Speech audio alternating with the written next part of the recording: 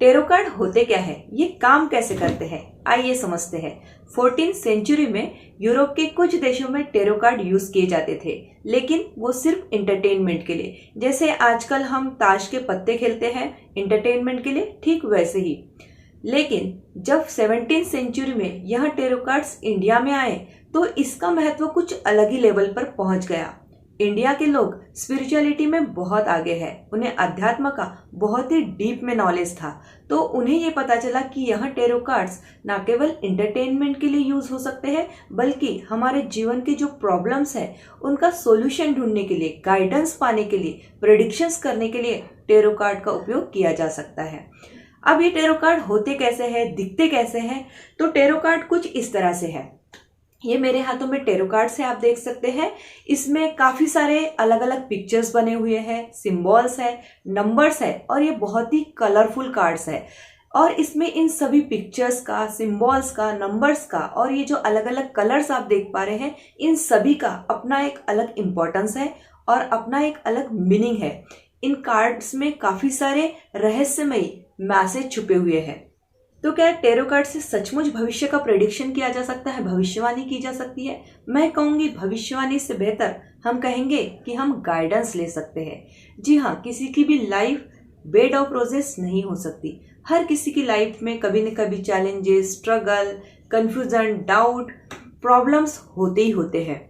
और ऐसे समय में हमारे मन में कई तरह के अलग अलग सवाल आते हैं। जैसे करियर से रिलेटेड सवाल आ सकते हैं कि मैं कौन से फील्ड में करियर बनाऊं, मैं जॉब करूं या बिजनेस करूं, मैं कौन से कॉलेज में एडमिशन करूं, मैं अपने बच्चे को किस स्कूल में एडमिशन दिलाऊं जिससे उसका फ्यूचर बेहतरीन हो सके। शादी के लिए अगर 4-5 रिश्ते आए हैं तो कौन सा रिश्ता मेरे लिए बेस्ट हो सकता है। अगर हेल्थ इश्यू है तो मैं कौन से डॉक्टर के पास जाऊं, किस तरह से ट्रीटमेंट लूं, मैं कौन सी प्रॉपर्टी में इन्वेस्टमेंट करूं, कोर्ट का मैटर कैसे सॉल्व हो सकता है। ऐसे तरह तरह के सवाल हमारे सामने खड़े हो जाते हैं। सवाल ये उठता है कि टेरो काम कैसे करता है। तो दोस्तों, इसके पीछे बहुत ही बड़ा साइंस है और साइकोलॉजी है। आप भी मानते होंगे कि सोच बनाए जिंदगी। काफी महान लोगों ने ये हमसे कहा है और सिद्ध भी किया है कि हमारे जो विचार है वो ही हमारे जीवन की परिस्थिति के पीछे के कारण होते हैं।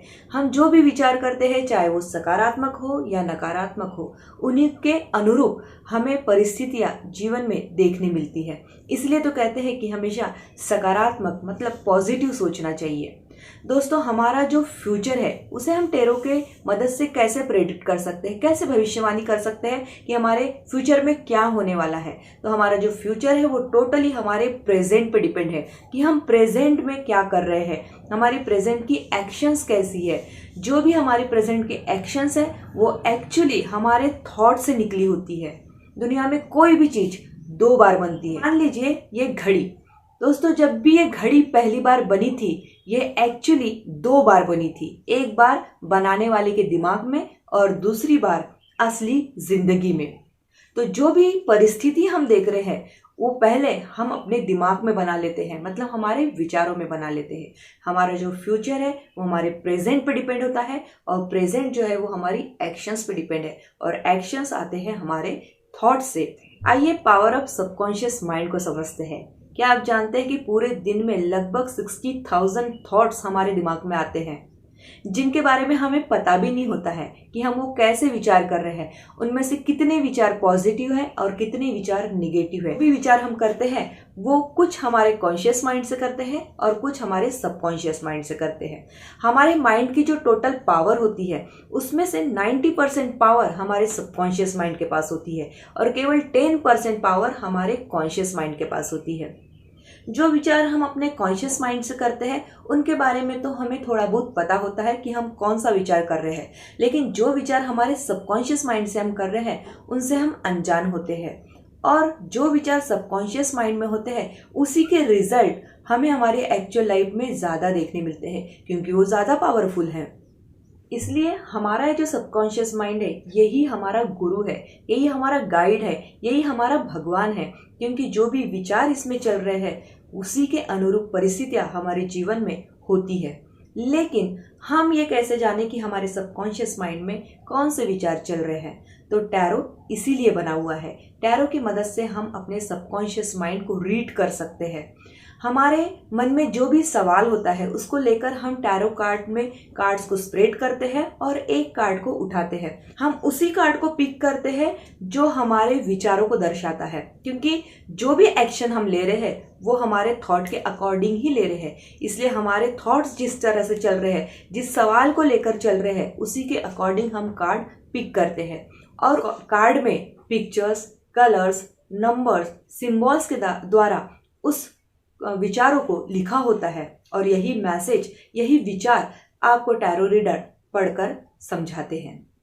अब काफी लोगों के दिमाग में ये एक मिथ है, ये एक गलत धारणा है कि क्या टैरो रीडिंग ये कोई ब्लैक मैजिक तो नहीं? तो जी नहीं, ये प्योर एक साइंस है, साइकोलॉजी बेस्ड है।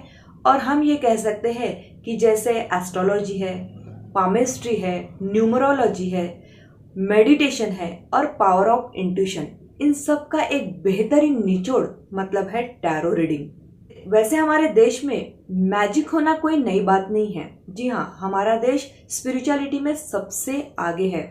प्राचीन काल से हमने देखा है कि कई ऋषि मुनि संत जो महात्मा होते हैं वो तपस्या किया करते थे, साधना किया करते थे और उनके अंदर इतनी एनर्जी होती थी, इतनी स्पिरिचुअल पावर आ जाती थी कि वो जो बोलते थे वो सच हो जाता था। अगर वो किसी को कोई श्राप दे रहे हैं तो वो सच हो जाता था, अगर वो किसी को वरदान दे रहे हैं तो वो सच हो जाता था। वो छूकर कई लोगों की हीलिंग कर देते थे, कई लोगों की बीमारियां दूर कर देते थे। आपने साईं बाबा को तो सुना ही है। साईं बाबा के बारे में हम सबको ही जानते हैं, सब लोग उन्हें भगवान की तरह पूछते हैं, लेकिन वो तो एक इंसान ही थे। लेकिन क्यों वो भगवान की जगह ले पाए? क्योंकि उनके अंदर वही हीलिंग पावर थी। तो ऐसे मैजिक होना हमारे देश में कोई नई बात नहीं है। इंसान का माइंड इतना जबरदस्त है कि अगर उसका सही उपयोग किया जाए तो उसके अंदर इस तरह के मैजिक करने की क्षमता निर्माण हो जाती है। तो टैरो कोई नई चीज नहीं है, ये काफी प्राचीन काल से चलती आ रही एक विधा है। और इसका बीच का जो समय है उसमें कुछ थोड़ा इम्पोर्टेंस कम हो गया था, लेकिन अब फिर से उसका इम्पोर्टेंस बढ़ गया है। और केवल टैरो ही नहीं, ऐसी काफ़ी सारी चीज़ें हैं जो हमारे संत महात्माओं की देन है, हमारे देश की धरोहर है। जैसे हम कह सकते हैं योग है, आयुर्वेद है, मेडिटेशन है। पहले माना जाता था कि ये बस एक स्पिरिचुअलिटी है, संत महात्माओं को करने वाली चीज़ है, या जिन्हें ब्रह्मचारी बनना है, संन्यास लेना है, उन्हीं के लिए ये चीज़ें हैं। लेकिन अब लोग अवेयर हो चुके हैं, कॉन्शियस हो चुके हैं, नॉलेज बढ़ रहा है और इसकी ज़रूरत भी बढ़ रही है। इसलिए लोग ध्यान का, योग का, आयुर्वेद का इम्पोर्टेंस समझ रहे हैं और इसको सीख रहे हैं, अपने जीवन में अपना रहे हैं। ठीक ऐसा ही टैरो के साथ भी हो रहा है। अब टैरो का इम्पोर्टेंस बढ़ रहा है क्योंकि हमारी जो लाइफस्टाइल है और जीवन में जो हमारा स्ट्रेस बढ़ रहा है, तनाव बढ़ रहा है, उसकी वजह से कई ऐसी प्रॉब्लम्स को हम फेस करते हैं और इस प्रॉब्लम्स का सॉल्यूशन अब हम टैरो की सहायता से ज़रूर सॉल्व कर सकते हैं। इसलिए ये कोई नई चीज़ तो है ही नहीं, बस काफ़ी पुरानी है और साइंटिफिकली प्रूवन है, साइकोलॉजी बेस्ड है, स्पिरिचुअलिटी बेस्ड है। तो इसका फ़ायदा आप ज़रूर उठाइए।